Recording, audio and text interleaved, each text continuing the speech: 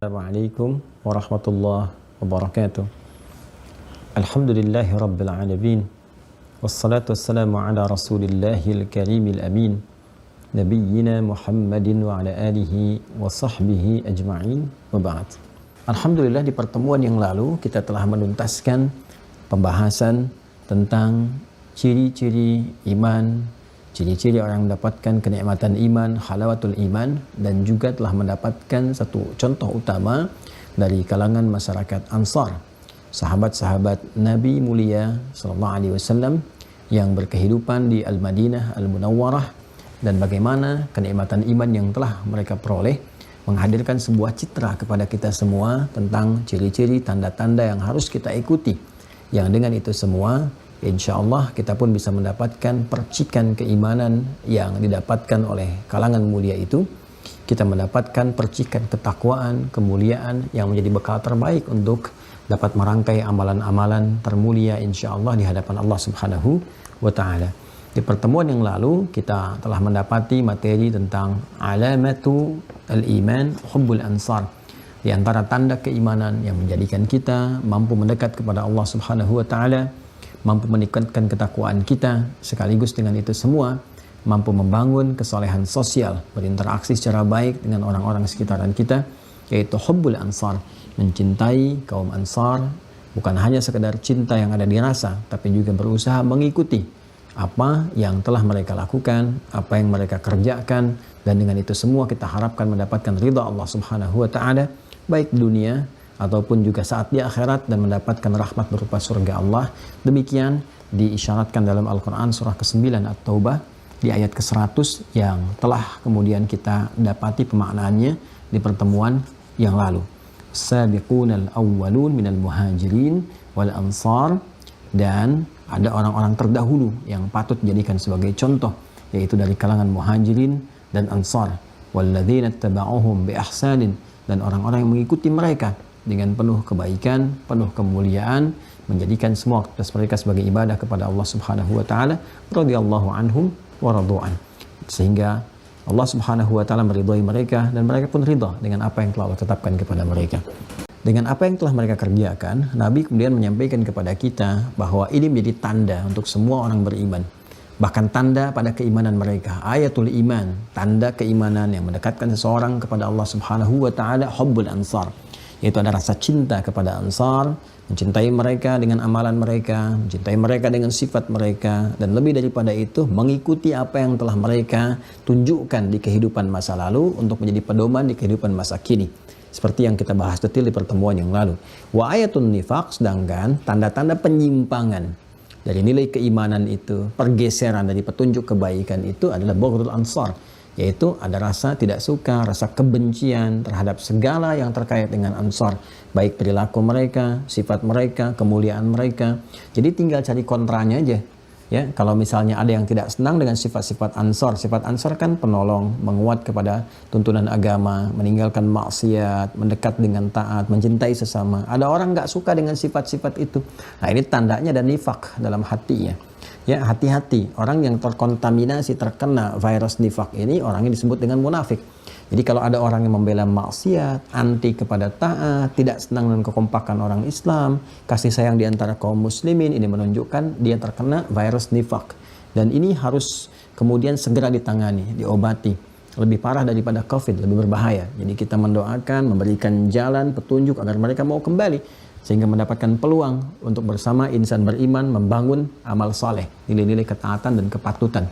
Ya, selalu terbuka peluang bahkan bagi orang munafik untuk taubat, illal ladzina tabu, kecuali orang-orang yang mereka mau bertobat, memperbaiki diri, ya, sampai dikatakan oleh Allah faulaika ma'al mu'minin, maka mereka itulah ketika kembali akan bersama orang-orang yang beriman. Artinya disetarakan lagi oleh Allah Subhanahu wa Ta'ala. Nah, untuk berlatih meninggalkan maksiat, membangun ketaatan, kita kan harus tahu detailnya itu apa. Dan kalau kemarin kan kita baru tahu tandanya, kaumnya, umumnya seperti ini. Nah, sekarang bagaimana keadaan mereka? Sifatnya bagaimana, kan? Kemudian detil ujian untuk mereka itu apa, menjauhi maksiatnya yang seperti apa. Sehingga dari detil ini kita bisa jadikan sebagai pedoman hidup untuk kita jadikan acuan dalam kehidupan. Oh, kita berlatihnya begini nih, hindari ini dulu, tegakkan yang ini, lakukan ini, hindari ini. Sehingga kita mendapatkan percikan kekuatan Ansar dan Muhajirin yang telah dipraktikkan di masa lalu. Yang dengan bekal itu menjadi energi positif untuk kita dibawa ke setiap aktivitas yang kita jalani, profesi apapun ya yang kita lakukan dalam kehidupan. Maka kalau spiritnya bagus, spirit Ansar, spirit Muhajirin, kan? Spirit Ansar, spirit Muhajirin kita bagus, kita bawa dalam kehidupan, maka dengan itu insya Allah apapun yang dikerjakan semua akan positif, semua akan baik.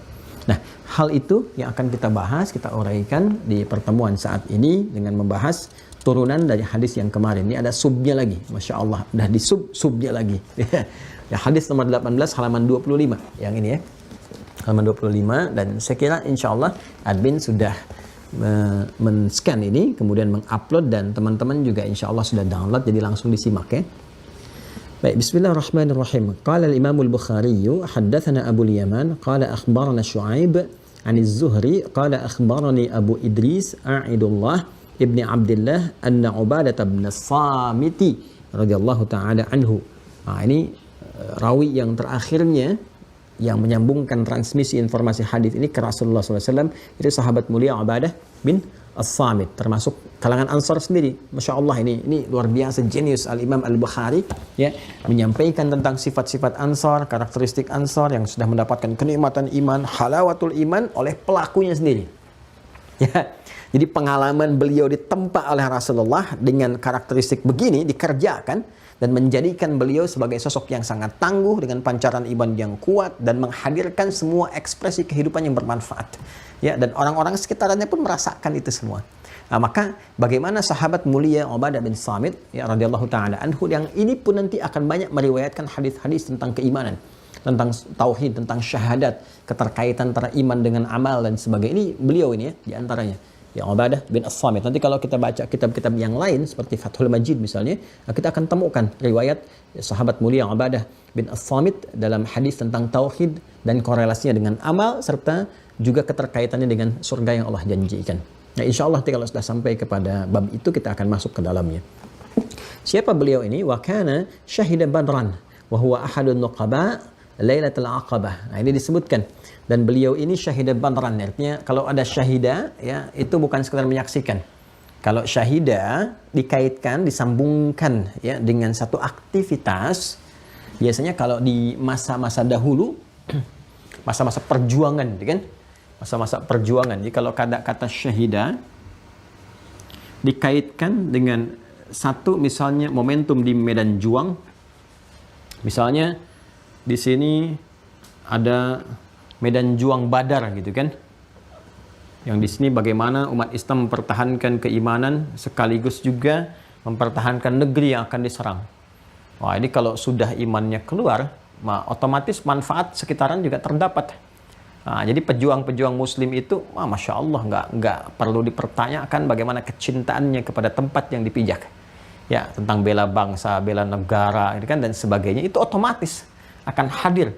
Ya, menjadi bagian dari perhatiannya karena itu adalah hal yang diresapkan oleh pancaran imannya. Ya, jadi ketika negaranya misalnya dalam keadaan terancam, ya dengan satu misalnya invasi tertentu, ada serangan, aksi militer dan sebagainya, itu otomatis imannya akan memancarkan dorongan kepada dirinya untuk membela. Ya, tapi niat dia menjadikan sesuatu sebagai ibadah kepada Allah itu perintah. Ya, hati-hati. Makanya saya sering katakan, beruntunglah negeri, negara, bangsa yang di dalamnya ada orang beriman. Ya, ada para mukminin, orang-orang Islam yang beriman, yang imannya itu kuat, bagus. Ya, karena itu benar negara kita menghadirkan pasal 29 ayat 2, negara menjamin kemerdekaan tiap-tiap penduduk untuk memeluk agamanya masing-masing dan beribadah menurut agama dan kepercayaannya itu. Ya, ketika undang-undang menjamin itu, maka itu peluang terbaik bagi setiap insan beriman untuk memantapkan ibadahnya, untuk menguatkan imannya. Jadi dengan beribadah maksimal itu iman semakin kuat. Ketika iman itu dibutuhkan, pancarannya semakin luas. Di antaranya apa? Bela negara. Ya, jadi niat orang beriman itu ibadah kepada Allah. Dan di antara pancaran ibadahnya ada manfaat untuk bangsanya, negaranya, dan seterusnya. Ya, kalau urusan duniawi apakah ini pahlawan, bukan. Orang beriman tidak terlalu berpikir tentang itu. Ya, yang penting dia dinilai baik oleh Allah, ridha Allah kepadanya. Itu pancaran semangatnya. Ya, jadi beruntung kalau dijaga orang-orang Islam ini baik, ya, kemudian diberikan hak untuk beribadahnya, dijaga dengan mulia, ya, kemudian dilindungi dan sebagainya. Itu akan mendapat banyak pancaran manfaat dalam kehidupan. Untuk mengentaskan persoalan ekonomi, kesenjangan dalam kemiskinan. Kalau bagus orang berimannya, apalagi yang supportnya di bidang misalnya bisnis, dikuatkan bisnisnya, dilindungi oleh negara, muncul orang-orang kaya dari kalangan kaum muslimin yang beriman, itu imannya akan memancarkan pancaran kebaikan. Dia bisa mudah mengeluarkan zakat, infak, sedekah. Itu kemiskinan tuh mudah untuk dientaskan. Coba kalau di riset dari potensi zakat aja, sering saya sampaikan tuh berapa triliun. Ya, kalau benar-benar itu, masa iya sih dari 200 juta lebih tidak ada misalnya miliuner atau triliuner muslim, ya. Ini kalau kita bisa mendidik triliuner muslim ini, ya, triliuner yang bersumber dari keimanan yang kuat, itu masya Allah itu. Ya, kalau kita bisa didik karena pancaran imannya, udah kemiskinan di setiap tempat nih, 34 provinsi misalnya, ada 34 orang kaya dan beriman dia, selesai itu kemiskinan tuh. Ya, kalau kita didik dengan baik tuh. Ya, itulah pancaran iman. Seperti dibawa kemanapun, ya kan? Dari Yathrib Al-Madinah dibawa ke Yaman, Yaman sukses sejahtera. Bahkan dibawa ke Andalus muncul peradaban 7 abad. Kemana saja itu? Ke Nusantara, Nusantara luas, ya, makmur dan sebagainya. Bahkan Banten sendiri aja itu sudah punya satu hubungan dengan Inggris pada saat itu baru Banten itu. Ya, bagaimana koin-koinnya ada di sana, pertukaran ekonominya dan sebagainya. Ini sekarang sudah menjadi Indonesia, Negara Kesatuan Republik Indonesia dengan 34 provinsi. Kalau menyatu harusnya lebih dahsyat lagi. Ya, apalagi mayoritas muslim, tinggal iman kita dilatih. Nah, ini materi ini sebagai amanah undang-undang nih. Pasal 29 ayat 2. Ini materi kita ini dijamin undang-undang. Ya, dan lebih daripada itu, ada penguatan dalam Al-Quran, penguatan dalam hadis yang kita pelajari. Nah, jadi ini sahabat mulia Ubadah bin As-Samit, syahida, ya, menyaksikan. Ya, kalau sudah ada kata syahida, menyaksikan itu bukan bersyahadat dengan lisan saja maknanya, tidak. Ya, kalau dikaitkan dengan satu momentum tertentu atau kejadian tertentu, nah ini semacam syahidah Badran, ya, ada aksi militer dari orang-orang Quraisy yang ingin menginvasi Madinah, terjadi di lembah Badar. Maka prajurit-prajurit muslim mempertahankan itu semua, keluar, ya, untuk membela, keluar untuk berjihad dan sebagainya. Nah, orang-orang yang mengikuti ini, menyaksikan dan mengikutinya, nah ini biasanya diungkapkan dengan bentuk kata syahidah. Ya, jadi saksi bagaimana kedahsyatan itu terjadi dan pelakunya langsung. Ini kalau ada redaksi-redaksi begini, syahidah Badran, syahidah Uhudan, maksudnya turut serta. Ya, jadi bukan ngeliatin orang mempertahankan, orang berperang, orang itu tidak. Ya, jadi bukan jadi penonton, tapi penuntun siapapun yang menyimak itu dalam sejarah bahwa ia telah terlibat di dalamnya. Nah, sahabat mulia Ubadah bin As-Samit pun disebutkan oleh Al-Imam Al-Bukhari, pertama beliau itu syahidah Badran. Jadi termasuk alumni perang Badar, ya. Ya, ikut serta dalam momentum-momentum yang dimaksudkan. Kemudian juga ahadun nuqaba Lailatul Aqabah. Ya, satu di antara 12 sahabat gemilang, ya, yang ikut serta dalam baiat Al-Aqabah pada malam Al-Aqabah. Nah, jadi seperti yang pernah saya sampaikan di pertemuan yang lalu, kan ada gelombang kedua yang berbaiat janji setia kepada Rasulullah SAW.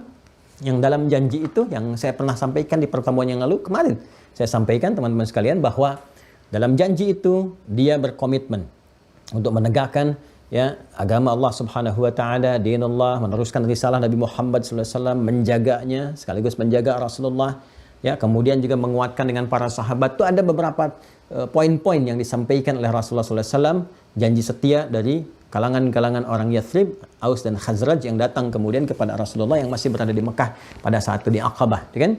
Kemudian di situ ada 75 orang, 73 laki-laki, 2 perempuan yang diminta oleh Rasulullah SAW untuk menyampaikan di antara mereka siapa yang terbaiknya. Pilih, dan mereka kemudian menghadirkan 12 orang. Di antara 12 orang itu adalah sahabat mulia Ubadah bin As-Samit, ya. Nah, inilah ansor yang paling utama. Lalu beliau mengisahkan.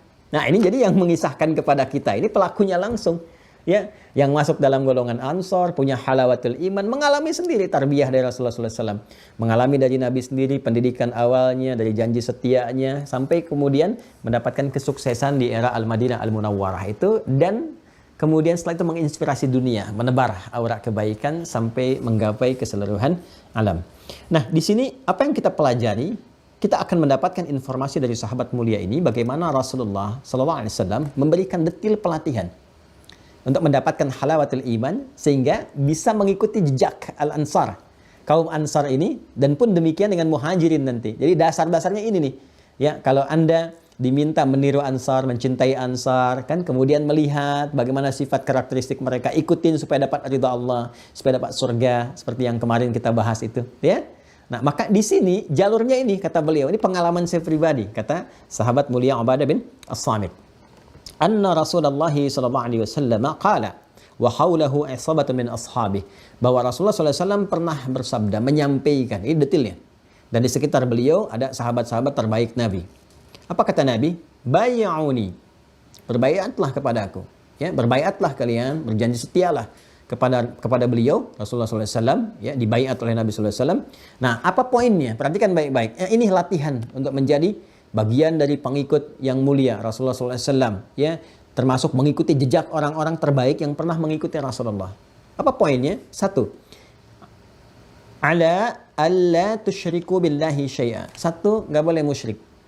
Ala alla tusyriku billahi syai'a. Berjanjilah, berbaiat, setialah kepadaku, komitmen kepadaku. Baiat itu komitmen yang mengikat, ya. Dan itu tanggung jawabnya sangat kuat. Jadi nggak sembarangan baiat itu, ya. Ini komitmen yang sangat kuat, mengikat. Ya. Dan baiat itu dalam syariat nanti berlangsung, komitmen ini dibangun, ya, pada dasarnya pada sosok-sosok yang memberikan manfaat yang baik, yang kita ketahui, yang thiqah, ya kan?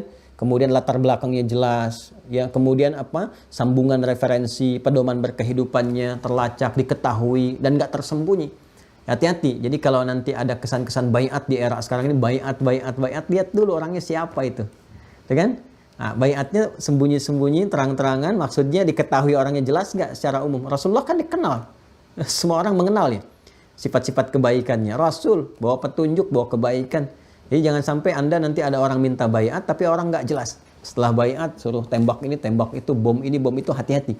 Ya, pada yang demikian yang kira-kira arahannya sudah tidak jelas, kontraproduktif, ya, bawakan aspek negatif, tinggalkan, jauhi. Jangan mendekat pada yang seperti itu. Yang kita maksudkan adalah berbaiat ini dari kalangan sahabat kepada sosok yang sangat mulia, berkomitmen untuk menegakkan berbagai hal yang melahirkan manfaat dalam kehidupan, yaitu kepada Rasulullah SAW. Satu poinnya, ala alla tusyriku billahi syai'a, jangan syirik. Nah, jadi kalau kita turunkan, nanti kita tuliskan satu-satu, ya. Jangan syirik. Kedua, wala tasriqu, jangan mencuri dengan segala jenisnya. Karena turunan dari pencurian, sarakah itu mau kecil mau besar mencuri juga. Ya kan? Awas, hati-hati. Manusia yang membedakan kata-katanya. Ya, kalau ayam mencuri, kalau yang besar miliaran, triliunan, nah itu korupsi. Sama pencuri juga. Ya, sebutkan dengan kata semakin tinggi, banyak, dan madaratnya semakin dahsyat, nah itu kasih kata-kata yang paling tajam sekalian. Ya, sehingga menimbulkan rasa benci terhadap perbuatan itu dan nggak mau orang, ya, melakukan perbuatan dimaksud. Saya ada kata misalnya apalagi tuh selain pencuri, sarkasnya ada maling misalnya, kan. Nah, udah, kalau koruptor dirasakan keren, sebut aja maling. Nah, dengan itu dia nggak akan mau mendekat, karena kalau sudah ditetapkan, KPK menetapkan, ya, ini maling negara, misalkan, rampok misalnya, kan. Nah, itu kalau udah dimasukkan kata-kata itu, ini menghunjam kepada jiwa dan nggak sembarangan orang melakukan demikian. Jadi kalau maksiat itu jangan diperhalus. Ya, zina sebut bezina, jangan disebut kupu-kupu malam, buaya darat, tuh ngapain? Ya, dan awas, hati-hati, binatang juga nggak mungkin nggak seperti yang disebutkan demikian. Ya, jangan sampai manusia berbuat yang dituduh binatang. Ya, yang playboy laki-laki, kelinci yang dituduh, ya kan? Yang main zina laki-laki, buaya yang disalahkan. Yang menjual dirinya ada perempuan tertentu, ya, kupu-kupu yang disalahkan. Yang korupsi manusia, tikus yang disalahkan. Awas, hati-hati tuh. Ya, jadi jangan sampai dilekatkan kepada hewan-hewan dari perbuatan manusia. Ya, manusia yang salahnya kambing hitam yang disalahkan. Ya, jelas, ya. Jadi satu, jangan syirik. Yang kedua, jangan mencuri. Tiga, wala taznu, jangan zina. Dan segala turunannya, selingkuh, macam-macam sebagai itu zina. Ya, nanti kita turunkan. Mau skalanya yang terbesar, ya, awas, hubungan biologis, atau yang faktor-faktor mendekat kepadanya. Ya, nanti bahkan ada ayat-ayat tegas untuk menjauhi, wala taqrabuz zina, dan seterusnya. Kemudian yang keempat, wala taqtulu auladakum. Ya, jangan sampai membunuh anak-anak kalian, karena nanti ada kisahnya sendiri. Ya, intinya poin jangan melakukan pembunuhan, apalagi terhadap anak-anak sendiri, keluarga sendiri. Ya, karena nanti ada tradisi di zaman itu, ini masih jahiliyah nih.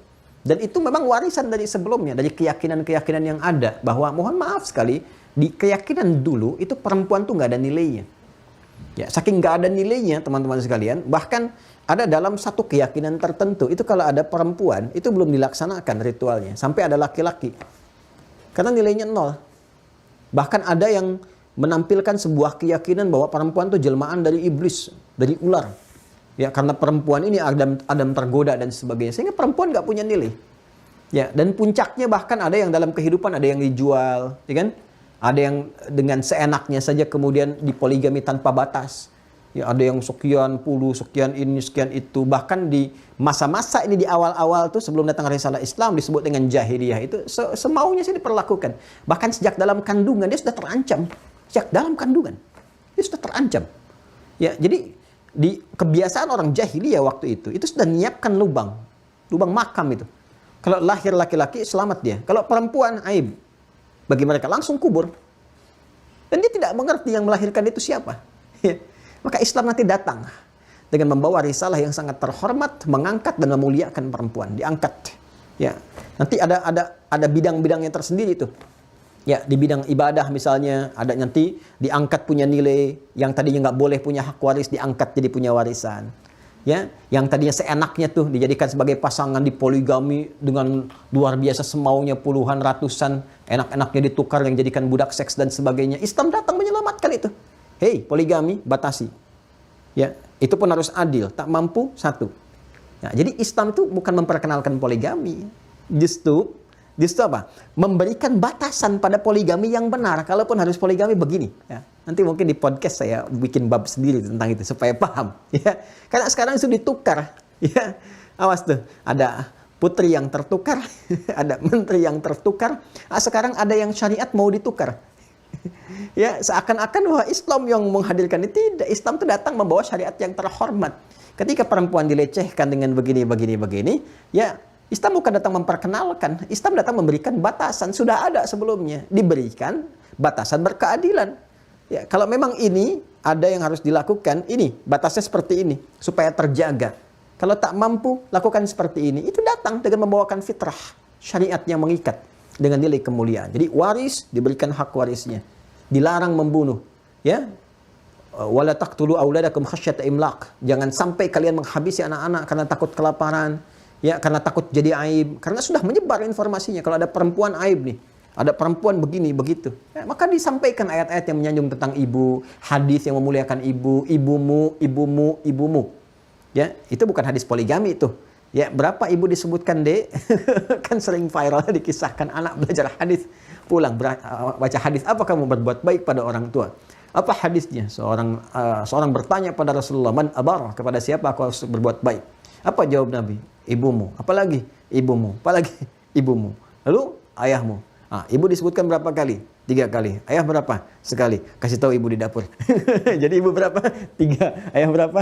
1. Ayah kamu berapa sekarang? 1. Ibu berapa? Kasih tahu ibu di dapur. Itu salah tuh. Orang nggak belajar. Itu hadis untuk mengangkat derajat perempuan. Sampai Al-Imam Ali karamahullah wajah memberikan penafsiran yang sangat jenius tentang ini. Ya, kata Al-Imam Ali bin Abi Thalib karamahullah wajah, kenapa ibu disebutkan sampai 3 kali? Karena ibu memiliki 3 keutamaan spesial yang tidak melekat pada laki-laki. Ya, 1, mengandung. Nggak ada laki-laki mengandung karena fitrahnya nggak ada rahim di dalamnya. Ya. Yang kedua, melahirkan. Nggak ada laki-laki melahirkan ya, karena nggak mengandung. Yang ketiga, menyusui, memberikan ASI. Karena 3 kemuliaan ini yang nggak bisa dapatkan oleh laki-laki. Ya kan? Mengandung, melahirkan, menyusui. Baik ya, 3M itu. Sekarang banyak 3M. Menjaga jarak, pakai masker.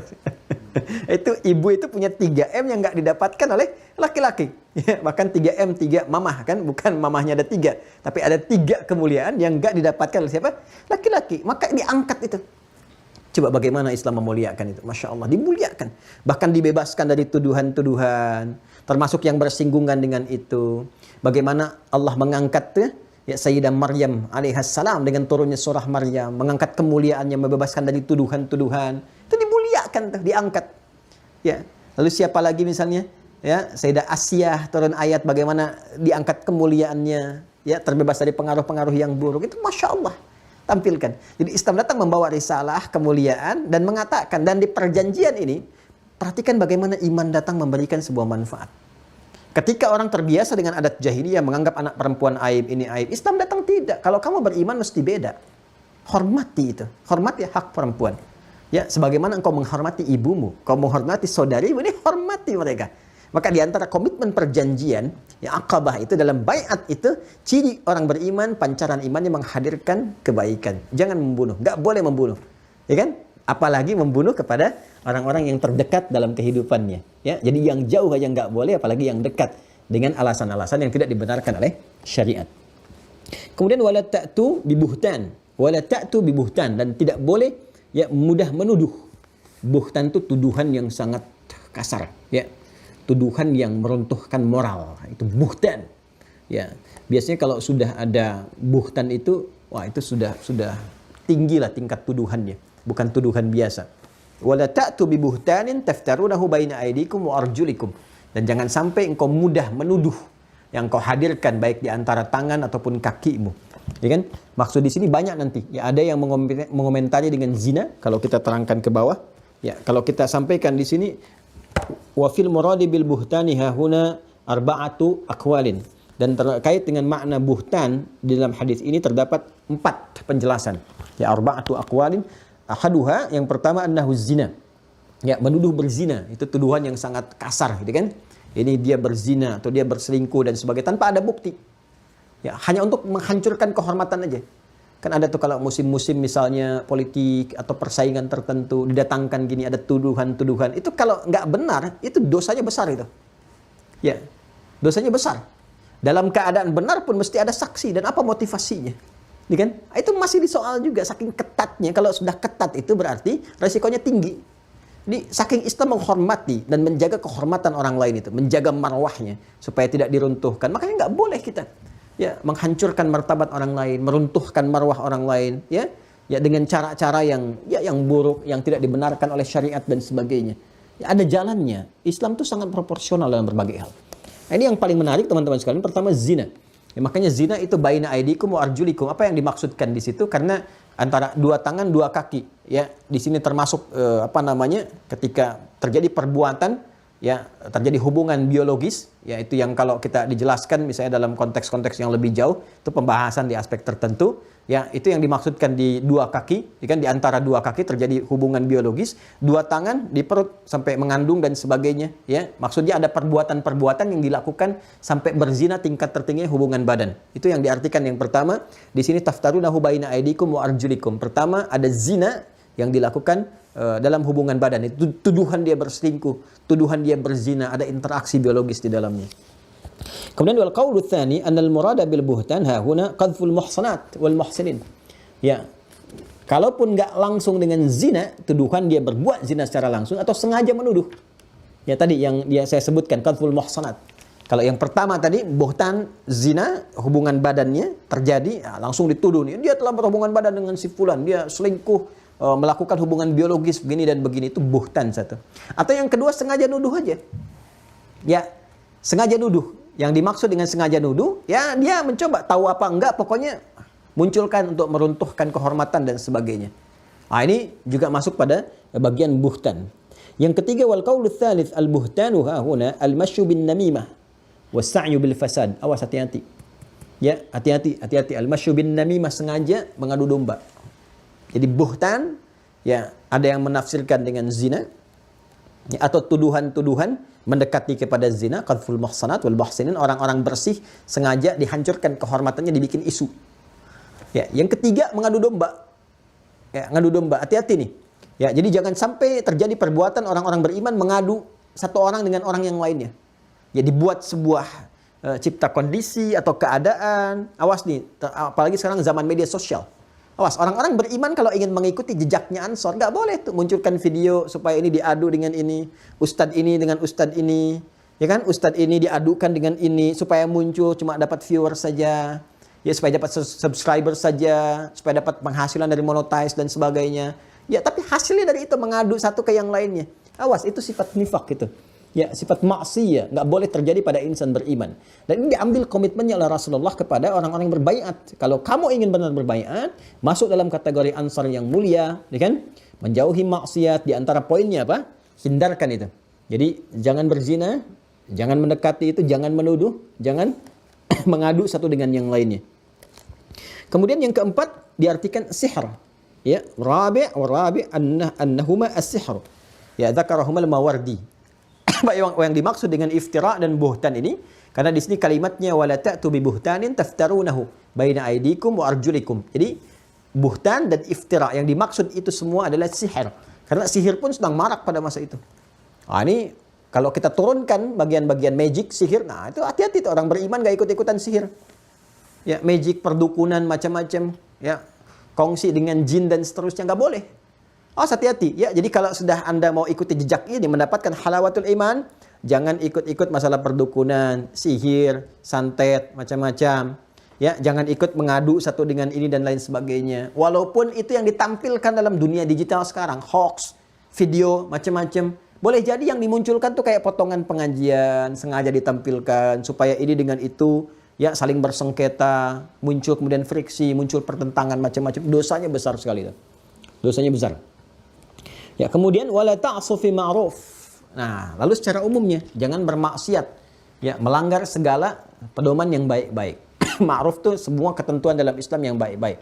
Ya, semacam diminta salat, jangan sampai itu kemudian dilanggar. Ya, langgar di sini bukan tempatnya, karena satu-satunya ibadah yang boleh ditunaikan dilanggar itu sholat. Karena ada di bahasa termasuk Sunda juga, yaitu punya langgar. Langgar di sini yang dimaksudkan musalla, tempat sholat. Jadi kalau mereka berkata, sumuhun, Bapak nambah sholat di manten, dilanggar. Jadi bukan melanggar sholat, dia baru sholat di satu tempat. Ya, seperti musalla itu. Nah, yang dimaksud melanggar di sini pelanggaran, menyimpang. Nah, jadi jangan sampai kalau sudah diperintahkan sholat, tunaikan. Zakat, tunaikan. Jangan sampai melanggar zakat, melanggar ketentuan puasa dan sebagainya. Itu umum. Ya, melanggar yang ma'ruf. Wala ta'su fi ma'ruf. Jadi ada berapa poin di sini kalau kita kumpulkan untuk mendapatkan detil-detil halawatul iman. Supaya menjadi pribadi yang mengikuti jejak Ansar. Jadi kalau detil, kita tuliskan detil amal ya, kesininya Ansar. Ya, dalam baiat kan. Jadi kalau kita ingin tarik garis ke sini, bagaimana sosok-sosok kalangan Ansar ini dipuji oleh Rasulullah sampai harus dicintai, diikuti perilaku mereka, sifat mereka, karakteristik mereka yang diabadikan di Al-Qur'an itu.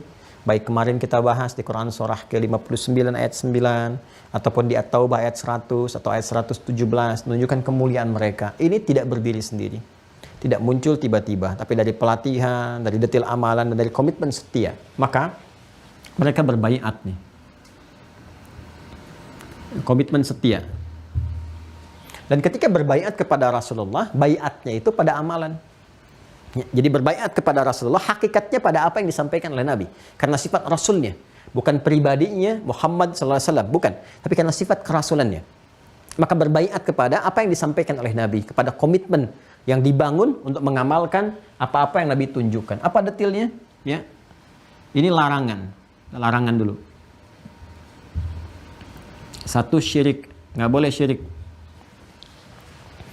Nah, jadi kalau kita ingin mendapatkan ini tipikal karakteristik seperti Ansar yang mendapatkan halawatul iman, ya, menjadikan Allah dan Rasul sebagai cinta pertama, tertanam dalam jiwa, tidak mencintai seseorang kecuali dia mencintainya karena Allah Subhanahu wa taala, kan? Jadi memperhatikan, mengerjakan karena Allah. Kemudian apa lagi dari 3 bagian itu?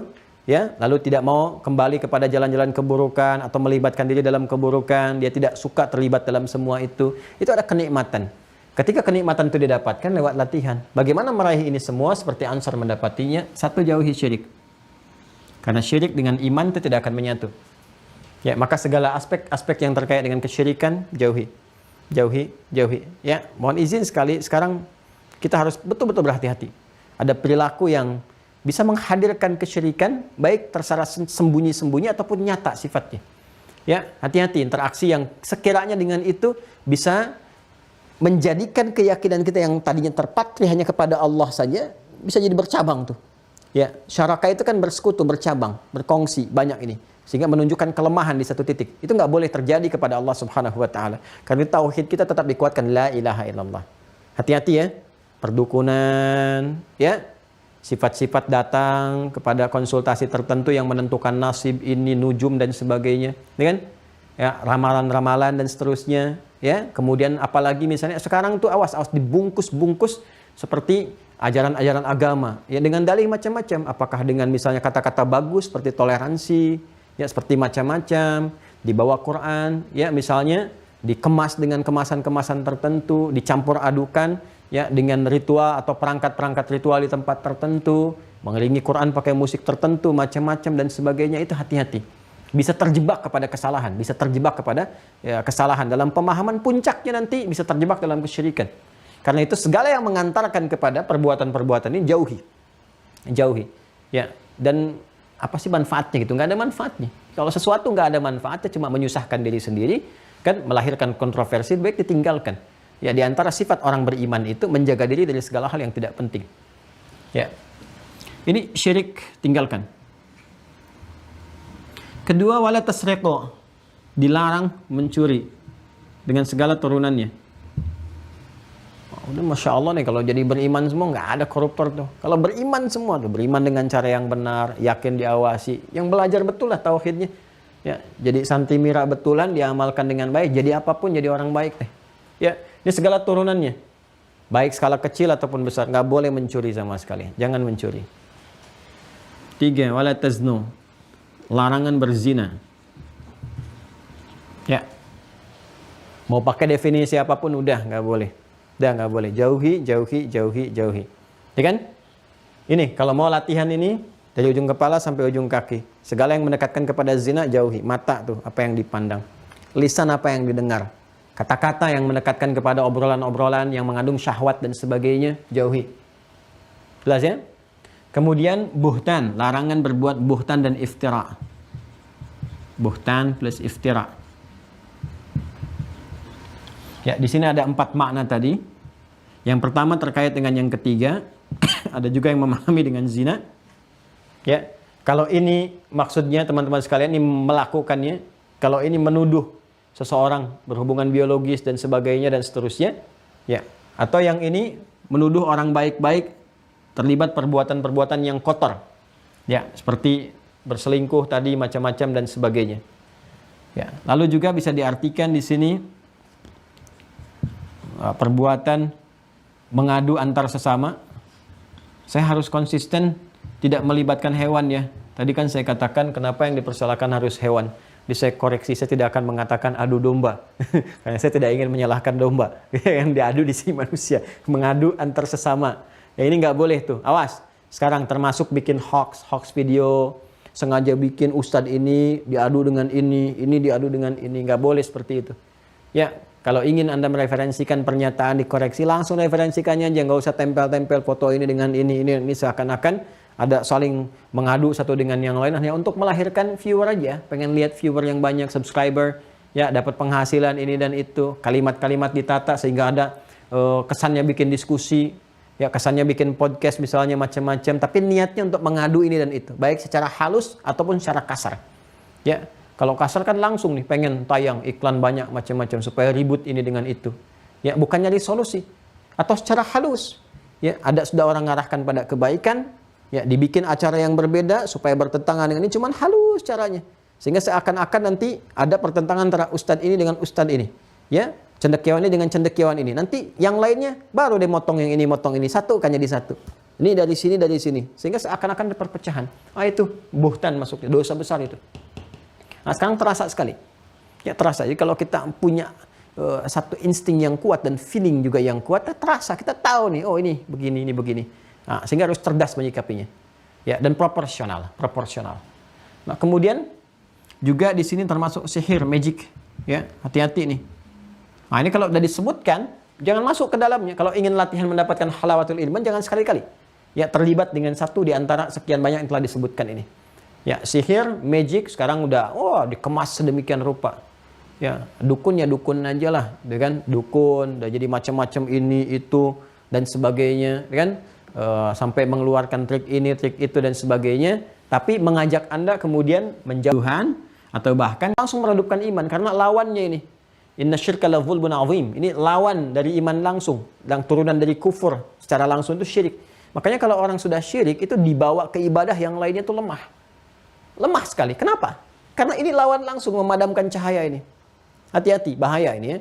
Bahaya. Ya, ini jadi ada yang besar-besar kayak zina. Makanya kalau orang udah zina, mau sholat itu susah. Ya, mau baca Quran susah. Berarti terus berlangsung. Ini bahaya ini. Bahaya. Nah, kemudian apalagi yang umum-umum ini, yang maksiat-maksiat. Ya, pada umumnya dijaga. Maksiat dari ujung kepala sampai ujung kaki. Singkatnya, kaum Ansor ini dilatih dulu ya Nabi sallallahu alaihi wasallam untuk berkomitmen setia baiat ini. Kalau kamu benar-benar yakin dengan Nabi, dengan Rasul, ingin menjaga syariat, ya, buktikan dong. Ini komitmen. Mereka bertanya lagi, komitmen apa ya Rasulullah? Ini. Jaga dengan baik. Tinggalkan ini, jauhi ini, lakukan ini, ya kan? Kemudian komitmen dengan ini, dan seterusnya. Begitu mereka menunaikan dengan baik, dengan benar, menjaga keseluruhannya, apa yang terjadi? Mereka dapatkan halawatul iman. Kalau sudah dapat halawatul iman, dibawa ke setiap tubuh yang melekat, dikerjakan apapun, di bidang profesi apapun, lahir manfaat. Itulah yang menyebabkan mereka menikmati keimanan itu. Kalau sudah menikmati iman, dunia kecil. Ya, jadi kalau imannya sudah memanggil, sudah yang lain menepi. Ini yang menjadikan kisah-kisah dahsyat itu selalu terdengar dalam benak kita. Bagaimana orang sudah berbisnis, merantau sana sini, pekerjaannya pebisnis. Baru pulang kemudian ke rumahnya disambut oleh istrinya, ya, baru kemudian bersih-bersih, ngobrol-ngobrol, ya, kemudian saat ngobrol itu tiba-tiba kemudian ada panggilan nadal mudadi lil jihad. Ada panggilan jihad, harus mempertahankan wilayah dan sebagainya, pembuktian keimanan kepada Allah, itu baru dipanggil jahidu fisabilillah, bisa pamit sama istrinya. Dan apa respon istrinya? Support, malah mendukung. Jadi panggilan iman selalu didahulukan. Jadi Masya Allah gitu kan. Ada orang datang bertamu, datang ke masjid, Nabi cuma nyampaikan siapa yang mau menjamunya, semua angkat tangan. Ya, fastabiqul khairat, semua balapan ngangkat tuh. Dan ternyata yang pertama ngangkat itu justru yang punya keterbatasan. Di rumahnya stok makanan hanya untuk suapan anaknya aja itu. Ya, apa yang terjadi? Pulang dan bisa kompak. Istrinya nggak marah. Apaan sih bawa tamu, kita aja kekurangan, macam-macam aja bapak nih. Nggak begitu. Yang ada apa? Alhamdulillah ada tamu, kesempatan nih. Kan itu halawatul iman. Pahala lagi Pak. Iya mah. Ke rumah. Bapak bawa apa? Hadiah. Iya betul, hadiah. Hadiah terbaik apa? Peluang pahala. Siapa? Tamu. Apa yang terjadi? Ya udah, yuk kita siap-siap. Mama tugas di dapur deh. Ya, udah rapikan dulu, anak-anak tidurin dulu. Ya udah. Anak tidurin, rapiin semua, siapin makanan, gelapin deh lampu. Begitu digelapkan lampunya, tamunya bertanya kok digelapin? Ya supaya kita bisa inilah merasakan kenikmatan, kenyamanan, penghematan. Gelapin dulu. Nah, yang tuan rumah cuma taktuk pura-pura aja. Yang tamunya makan betul. Makan selesai, besoknya pamit istirahat. Nabi ngumumkan besoknya, Masya Allah, itu dipuji langsung seluruh penghuni langit. Ya, bahkan Allah Subhanahu Wa Taala memuji dan perilaku ini menurunkan ayat itu. Walladzina tabawwa'ud dar, Quran surah 59 itu ayat yang ke-9. Ya, sedangkan orang-orang yang tinggal berdomisili di tempat itu, Masya Allah, saya sangat mencintai orang-orang yang berhijrah itu, orang-orang berkebutuhan sampai mereka rela memberikan, bahkan mereka sendiri pada yang diberikan itu sebetulnya membutuhkan. Wa yu'thiruna 'ala anfusihim walau kana bihim khassasah. Itu sifat yang demikian, Masya Allah itu. Ya, kalau sudah kekuatan iman itu memancar, yang lain kecil semua, harta benda kecil, nih kecil. Ya, dia untuk sedekah misalnya, untuk sholat malam, untuk ibadah yang lain dan sebagainya. Tapi dengan cara yang benar, proporsional. Ya, bukan hanya untuk hal-hal yang sifatnya material. Ya, apalagi ngejar-ngejar materi itu nggak mungkin, nggak akan bersatu. Ya, teruskan dulu. Faman wafa minkum fa ajruhu 'ala Allah. Maka siapa yang bisa komitmen dengan ini, menepati ini, maka ajrun, ya, nilai pahalanya, ya Allah langsung akan memberikan. Masya Allah, itu limpahannya kalau sudah diserahkan kepada Allah. Artinya apa? Komitmennya dibangun, bukan hanya disampaikan pada Rasulullah, tapi Nabi mengajak komitmenlah dengan Allah. Ya, Muhammad SAW secara fisikal bisa meninggal. Lantas kalau meninggal, ya, apakah Anda akan tetap berkomitmen? Kadang-kadang kan orangnya udah meninggal lah, gitu, saya nggak tahu lagi. Nah kan, ya atau udah komitmennya selesai Pak, karena ya mohon maaf, saudara Bapak kan udah meninggal, jadi kita nggak ada komitmen lagi. Tapi kalau komitmennya didasarkan kepada ketentuan Allah, lillah, karena Allah, maka Allah al-hayyu la yamut, ya, selalu kehidupan, selalu hidup, berkehidupan, memberikan kehidupan dan tidak akan pernah meninggal, tidak akan pernah mati. Ya, bahkan Allah lah yuhyi wa yumit, yang menghidupkan, yang mematikan. Jadi kalau komitmen kita dibangun karena Allah, berumah tangga karena Allah, bekerja karena Allah, itu kan ibadah semua ikhlas karena Allah. Alhamdulillah, insya Allah semua akan langgeng, abadi dan ternikmati dan gak ada kecewanya. Gak ada kecewanya. Maka di sini disebutkan ajrun. Masih ingat kan yang saya sampaikan dulu urutan-urutannya? Iman, kemudian ada dalam takwa. Masih terbayang nggak? Ada ujian, perintah larangan, ma'ruf, larangan dari mungkar dan fahsya. Kemudian ada perbuatan, amal soleh. Setelah itu hasanah, setelah hasanah ajrun. Setelah itu apa? Rahmat, ada berkah dunia, ada surga akhirat kan? Ajrun. Nah ini kalau dikerjakan, ajruhu 'ala Allah. Kata Nabi SAW, maka apapun yang kemudian dia lakukan, maka saya berharap Allah langsung memberikan pahalanya. Allah memberikan penilaian. Wa man asaba min dzalika syai'an fa uqiba fid dunya fa huwa kaffaratul lah. Nah ini kemuliaan baiat itu seperti itu. Kata Nabi kalau jatuh dikerjakan oleh salah satu di antara kalian, terjebak pada satu di antara ini, misal taruhlah ada yang mencuri misalnya karena hal-hal tertentu, ya, fa uqiba fid dunya fa huwa kaffaratul lah. Ya, maka dia dihukum di dunia secara proporsional sesuai dengan kadar apa yang dia kerjakan itu. Dan hukuman dunia ini sekaligus kemudian akan menutup peluang-peluang dia untuk dihukum di akhirat. Jadi cukupkan di dunia dihukum, selesai. Ya, tentunya berdasarkan hukum-hukum yang berlaku atas ketentuan Allah dan Rasulnya. Baik ya. Kemudian waman asaba min dzalika syai'an tsumma satarahullah. Tapi kalau ada yang melakukan itu dan enggak terungkap misalnya karena Allah tutupi, fahuwa ilallah insya'a fa'anhu wa insya'a qadahu. Maka itu atas kehendak Allah Subhanahu wa taala dalam menutupinya itu dan biarkan nanti antara dia dengan Allah hisabnya di akhirat kelak. Jadi ini Nabi ingin memberikan sebuah isyarat bahwa pertama dalam kita berlatih untuk bisa konsisten dan komitmen menjaga ini semua, larangan untuk syirik, larangan mencuri, jangan berzina, jangan berlaku buhtan dan iftira, pada umumnya jangan bermaksiat. Kalau ingin mendapatkan halawatul iman, jaga diri dari maksiat. Ya. Kalau kita terjebak pada itu, nah ini bahasa yang agak tinggi ya, cara memahaminya. Maksudnya apa? Maksudnya, melakukan ini tidak semudah membalikan telapak tangan. Ada tantangan-tantangan. Ya mungkin melewati ujian yang sifatnya godaan-godaan dalam diri. Sifatnya nanti ada pertemanan yang kalau kita nggak ikut dia dalam perbuatan maksiat dianggap tidak toleran, ya kan? Dianggap bahkan ya tidak apa ya anak-anak sekarang bilangnya itu tidak setia kawan. Itu yang seperti itu tuh. Ya kalau nggak mengerjakan ini dianggapnya menjauh dari nilai-nilai keharmonisan. Nah itu tantangan. Ya kita harus melihat porsinya. Kalau dibenarkan oleh syariat silahkan. Kalau tidak kita menjauh dengan cara yang baik, cara yang lembut, cara yang mulia. Nah, itu tantangan. Itu nggak mudah. Tapi kalau ada yang terjebak di situ kata Rasulullah, ya kan? Segera dia bertaubat. Kalau ketahuan sesuai porsinya, silahkan terapkan hukuman yang selayaknya. Ketahuan mencuri, apa hukuman yang selayaknya dengan itu? Dia taubat, hukuman dipraktikkan juga. Jadi kalau hakul adami, hak terkait dengan kemanusiaan, nggak cukup kita katakan saya mohon ampun ya Allah, kembalikan dulu hartanya. Korupsi dengan istighfar selesai, banyak orang korupsi. Dia taubat secara pribadi hubungan dengan Allah, kemudian diterapkan hukuman untuknya supaya tidak melakukan itu lagi sebagai efek jerah. Jadi kan, ini nanti dihukum dia. Dan kalau misalnya nggak nampak sampai dia meninggal, nggak ketahuan, terbuka setelah dia meninggal misalnya, dan seterusnya, maka nanti hubungannya dengan Allah. Allah yang akan menghisab dia sesuai dengan ketentuan dan keadilannya. Nah, ini memberikan gambaran kepada kita. Yang pertama, halawatul iman itu nggak mudah, butuh latihan. Nah, kita keluarkan ini. Kita ambil yang paling bawah saja dulu. Ya, wala ta'su fi ma'ruf, jangan bermaksiat. Nah, maka dari hari ini kita latihan dari ujung kepala sampai ujung kaki, dari pikiran dulu ya. Dari pikiran kita keluarkan. Apa maksiat pikiran nih? Berkhayal yang tidak jelas.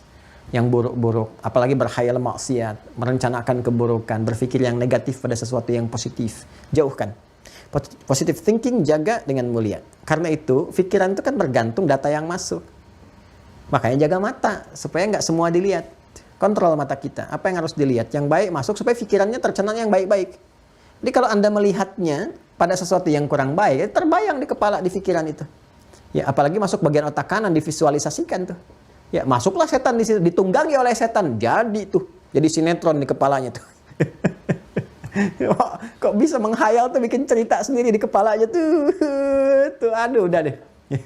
Ya kalau merencanakan kebaikan nggak apa-apa, itu rencana kebaikan divisualisasikan, mau bikin pesawat begini-gini, bikin mobil listrik begini, mau tahajud malam divisualisasikan bagaimana begini berwudu waktu sekian bangun jam sekian itu boleh-boleh aja. Tapi memvisualisasikan maksiat, ya kan, ya khayal, tamanni, dhalalah itu yang setan sampaikan. Ya, wala udhillannahum wala umanniyannahum, akan berikan kepada mereka khayalan-khayalan yang menjadikan mereka tersesat dari kebaikan. Dan itu yang harus hati-hati, ya. Nah, jadi itu teman-teman sekalian, jaga ke telinga pendengaran, jaga ke lisan tuturan supaya mengalir baik dalam kebaikan. Jadi kalau kita konsisten jaga itu, ya, insya Allah ya, halawatul iman akan kita dapatkan sebagaimana Ansor pernah meraihnya. Dan kalau sudah kita dapatkan nikmat kehidupan, kalau sudah nikmat, Allahu Akbar. Kata Allah, radhiyallahu anhum. Ya, radhiyallahu anhum wa radu an. Ya, maka Anda pun akan ridha kepada apa yang Allah tetapkan, dan Allah meridhai Anda. Meridhai kita semua. Saya, Anda, kita semua. Sepanjang apa? Sepanjang mengikuti jejak mereka. Jadi belajar tuh dari Ansar, belajar Muhajirin. Jangan cuma belajar suksesnya juga. Belajar ketahanan mereka. Dalam mengatasi ujian. Jangan dikira nggak diuji. Mereka diperangi, mereka dicela, mereka dihina, macam-macam. Nah, sekarang secara elegan dan proporsional, bagaimana mengatasi itu semua? Karena lengkap. Ya, di Madinah itu kan termasuk struktur masyarakatnya itu, secara sosialnya kan lengkap. Yang munafiknya ada. Munafiknya ada. Makanya saat berkehidupan di Madinah itu tantangannya bukan hanya bagaimana melihat potensi-potensi yang datang dari Mekah. Ya, serangan, macam-macam. Kalau Mekah itu hitam putih, jelas kelihatan. Ya, mau nyerang mau gini itu terbuka. Madinah itu kompleks situasinya. Ya, ada orang yang ngaku muslim tapi saat yang bersamaan provokasi. Di belakang kalau sholat safnya paling depan, kalau bertemu Nabi paling depan, di belakang udah provokasi umat untuk menyoal Nabi, menjelek-jelekan syariat dan sebagainya. Ngaku muslim ada. Nah, itu citra gitu yang akan tampil. Makanya dijelaskan dalam perjalanan sejarah itu untuk terlihat, jangan sampai seperti ini akibatnya akan begini. Kerjakan ini nanti hasilnya akan begini. Nah, itu kita keluarkan. Jadi cara terbaiknya adalah keluarkan sahabat-sahabat mulia di Ansar plus dengan Muhajirin, profesinya apa, bawa ke kehidupan kita, jaga diri dari perbuatan maksiat. Jadi ini hadis yang ini mengonfirmasi teman-teman sekalian, mengonfirmasi bahwa untuk mendapatkan tanda keimanan yang kuat dengan mengikuti jejak para Ansar itu dengan cara apa? Dengan cara menghadirkan latihan mereka, dan latihan tertingginya adalah yang bisa kita keluarkan. Coba kontrol diri kita dari perbuatan maksiat, segala yang menyimpang. Ya, konsisten dengan itu dapat halawatul iman. Dapat halawatul iman, muncul kenikmatan untuk berekspresi, ibadah, macam-macam dan sebagainya, sampai kita mendapatkan ridha Allah dan pulang dalam keadaan husnul khatimah. Sampai mendapatkan jannatin tajri min tahtihal anhar, khalidina fiha abada. Ya kan? Abadi dalam rahmat Allah, dalam surganya, dalam cinta Allah Subhanahu wa taala, dan dzalikal fauzul azim. Itulah kemenangan yang nyata, ya, keberuntungan, kesuksesan yang real, yang sejati. Demikian penutup di Quran surah ke-9 ayat 100 itu, ya kan? Nah, jadi ini teman-teman sekalian yang kiranya bisa kita sempurnakan bahasan pada saat ini. Mudah-mudahan dengan itu semua, sekarang kita bikin kurikulum. Ya, kita buat kurikulum, teman-teman hadirkan kurikulumnya. Nih, dari kita aja, gak usah ke orang lain. Ya, bisa kita ambil secara umum yang kita semua sama, pikiran, mata, terus lagi ke telinga, terus lagi ke lisan, terus ke tangan, ke kaki. Nah, ini potensi-potensi maksiat apa di pikiran sampai ke kaki. Terus kita berlatih, kan kita kenal diri kita sendiri. Itu Pak, evaluasi satu-satu. Nah, kalau sudah dievaluasi, nanti lihat hasilnya. Ada perubahan nggak? Ya, setelah ada perubahan itu latih lewat ibadah ritualnya. Sampai mendapatkan kenikmatan beribadah. Dan kenikmatan mensyukuri semua anggota tubuh dan sebagainya. Setelah itu, maka Masya Allah, yang ada hanya manfaat. Ditempatkan dimanapun Anda. Dan diamanahi bekal apapun kepada Anda. Kedudukankah, harta bendakah, pengetahuankah. Demi Allah saya katakan, kalau ini sudah kuat bekalnya, semua akan melahirkan pancaran kebaikan. Kalau ini ditebarkan dalam kehidupan bermasyarakat, berbangsa, bernegara, maka apa yang terjadi? Negerinya akan baik, ya kan? Bermanfaat, bagus, dan Allah akan ridha dengan itu semua, dan menjadikan penduduknya lebih baik, sehingga terbebas dari keburukan-keburukan. Jadi yang disebut dengan baldatun thayyibatun wa rabbun ghafur. Baldah, satu negeri, thayyibatun, yang baik, ya, karena ada potensi baik yang telah tersemai dalam bentuk perilaku, karakter moral, berubah jadi karakter kinerja, semua ada manfaat. Setelah itu Rabbun Ghafur, dan Rabb yang merawat, memberikan ridhanya. Ghafur, mengampuni. Kalau mengampuni itu artinya sudah kecil potensi-potensi buruk yang ada di situ. Maksiat-maksiat sudah ditepikan dan sebagainya. Nah, ini yang kita idam-idamkan, kita dambakan. Nah, sekarang persoalannya, kalau kira-kira ada potensi yang mengganggu itu. Ya, ujian-ujian datang tadi itu, mau begini ada begini, terus mau kerjakan ini ada begini, ngatasinnya gimana? Ya, saya sudah mau pada kebaikan terus diajak kumpul-kumpul, terus ada begini, ada begitu, yang berpotensi mengarahkan kepada maksiat. Seperti apa? Tuh sampai batuk. Seperti apa kita menghindarinya dan konsisten pada kebaikannya. Nah, itu nanti insya Allah kita bahas di pertemuan selanjutnya.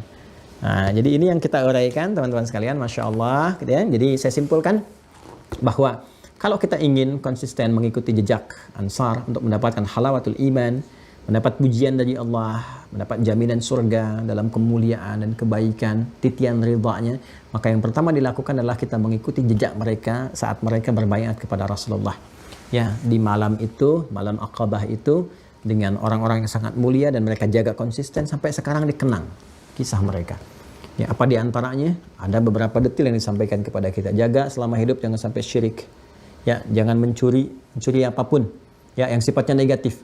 Ya, yang sifatnya negatif. Kalau yang positif kan mencuri hati pasangan. Mencuri hati anak-anak kita supaya mengikuti petunjuk orang tuanya. Nah, itu pengertian positif. Kalau negatif kita sudah paham, jangan lakukan. Jangan berzina, jangan berbuat buhtan dan iftira, ya, termasuk kedukun macam-macam dan sebagainya yang menjadikan potensial menyimpang dari ketaatan kepada Allah, dan puncaknya jaga diri dari perbuatan maksiat. Konsisten ini saja, berusaha sampai meninggal dunia semampu yang kita lakukan. Dan kalau terjebak di sisi itu bagaimana menghindarinya, insya Allah kita akan bahas di pertemuan selanjutnya. Terima kasih sekali lagi. Mohon maaf kalau ada yang keliru, kalau ada yang salah-salah dan diketahui kesalahannya, mohon dimaafkan. Ya, tolong ditinggalkan, ambil segala informasi yang baik, kuatkan ukhuwah kita, dan semoga Allah merahmati kita semua. Allahumma taqabbal minna innaka antas sami'ul alim wa tub 'alaina innaka antat tawwabur rahim. Allahumma ya arhamar rahimin. Allahumma ij'al fi qulubina ya Allah kulla ta'atik